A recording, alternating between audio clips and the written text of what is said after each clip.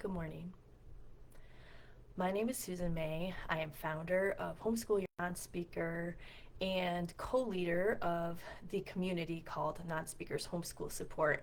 And this morning I have one question for you, and that is, how can I help you?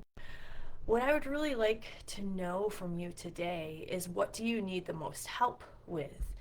Because that's always my goal, is to support families that are on this journey, this journey of learning to communicate with their non-speaking or unreliably speaking child. And sometimes I forget some things because our family's path has been a little bit different than a lot of families.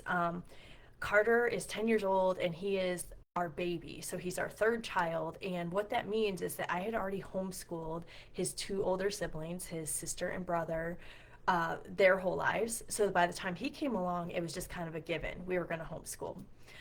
The other thing that was a little bit different for us is, like, due to some parenting ideas I had and philosophies, is that we were very patient. We waited a long time for any formal diagnoses. We waited a long time to jump into therapies.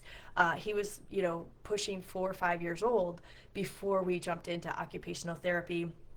And so that's a little different, but I have a lot of things in common because there are certain kind of, I think, a lot of feelings that just have to come with this territory, and that is the grief that we all experience as special needs parents, the exhaustion, the challenges that come with what we now know as whole body apraxia, and the challenges of living in this time when not everyone understands, especially when care providers and therapists don't understand whole body apraxia and what it really looks like to presume competence. So there's a lot of challenges for our family. There's a lot of questions and a lot of fear of the future. And so our family has experienced all of that, even though our path was a little different. And so I'm consistently trying to find out how my path, that is both different and the same as yours, and this is true of all of us, right? Because we're all unique. How can I use this experience to support other families? And so what I need always is to be getting input from you. What's challenging you the most right now? What are you the most scared of?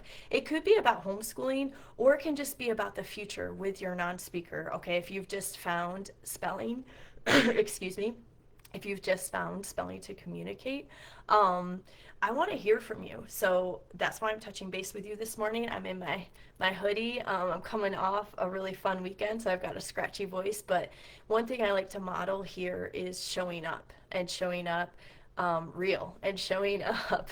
I don't need to always look super put together. I know that's not really relatable on this journey. So I'm showing up this morning, and I would really love to hear from you all. So I'm waiting. I'm waiting for your questions. And in the meantime, I'm going to keep sharing. I'm going to keep sharing about how I share about Carter and why and what, because some people think I should share more. Some people probably think I share too much. And so that is a tricky balance.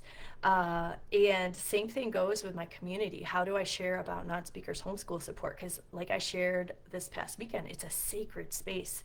And I want to honor that.